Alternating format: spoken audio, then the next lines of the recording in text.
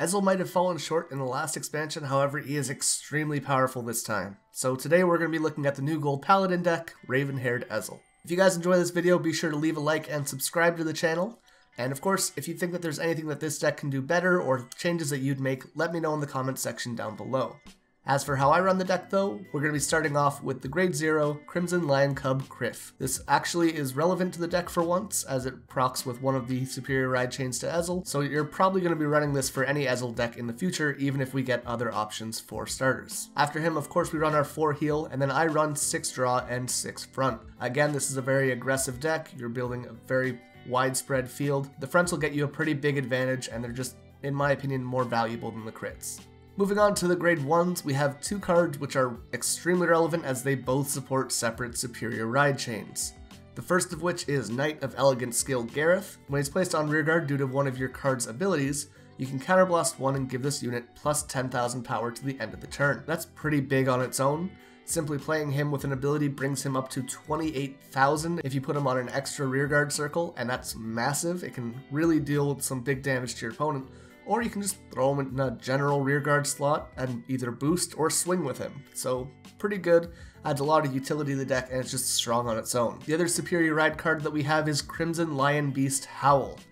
On rearguard at the end of the battle that it boosted, if you have a Vanguard with Ezel in its name, you can counterblast 1 and put this unit into your soul. Then you draw a card and call a card from your hand to rearguard. It fills up your soul a little bit, which the deck can use in a pretty good way, and it's pretty cheap in general. On top of that, the attack that it boosts doesn't have to hit, so it's just super easy to get off. Following that, we're going to be running 4 Listener of Truth Dindrain. On rearguard when it's placed due to a card's ability, you can Soul Blast 1, then either draw a card, or countercharge 1 and this unit gets plus 3,000 to the end of the turn. This is a ton of utility. It can either feed your hand or give you more resources in the form of counterblasts. Awesome card, you should run 4 of it. And finally, we have 2 copies of Evil Slaying Sword Haugen. So on Vanguard or Rearguard, when your Vanguard attack hits, you can look at the top card of your deck and call it if it's the same or lower grade than your Vanguard. Now if you're using this skill while it's on Rearguard, you do have to retire this card. Moving on to the grade 2s, we have Knight of Superior Skill Bowmain. Again, this works with Gareth as it is part of the superior ride chain, so you're going to be running 4 of it. When placed from hand, you can discard a card and search your deck for up to 1 Knight of Elegant Skill Gareth, then call it to Rearguard. After that, you shuffle your deck. Its other ability is that when placed due to one of your card's abilities, it gets plus 3,000 power. So pretty solid on its own again. Following the trend of superior riding, we have 4 copies of Flamewind Lion Wonder Ezel. On Vanguard, you can Soul Blast 1 and retire a Crimson Lion Beast Howl from your rearguard. Then you search your deck for 1 Incandescent Lion Blonde Ezel and ride him as stand. The Ezel that you ride will only have 1 drive check for the turn, and then you shuffle your deck. Furthermore, when placed on rearguard, you can call another card from your hand to rearguard, which means if you're attacking with Ezel, you can call this and then proc it again to call again.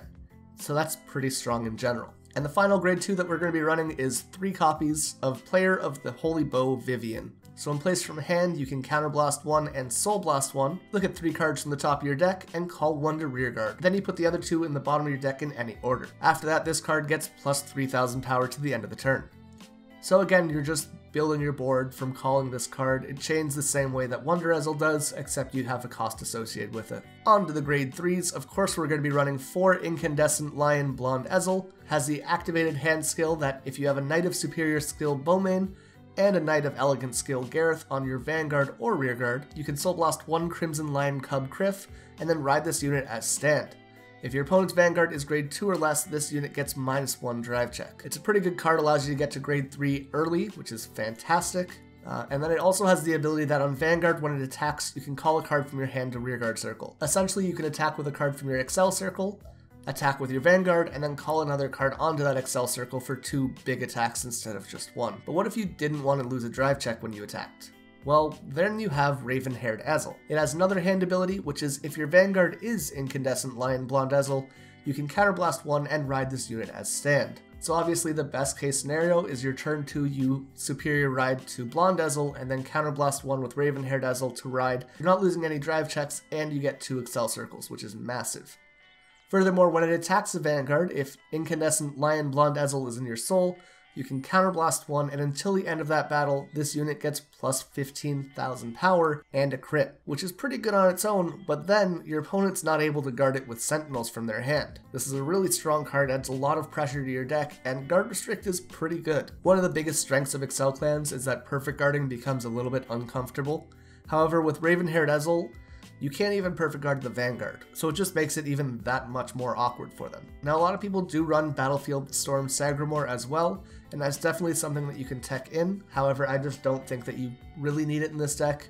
You have enough cards that kind of proc in the same way that he does, but if you want that extra push, this is a great card to add. This gold Paladin deck is super offensive, it pushes and hits like a goddamn truck, and it's really fun to play actually. Resource management is kind of the name of the game in your case. I can almost guarantee that you're going to run out of resources, but a lot of times you can push fast enough that your opponent loses before you hit that point. So it's a great high risk, high reward deck.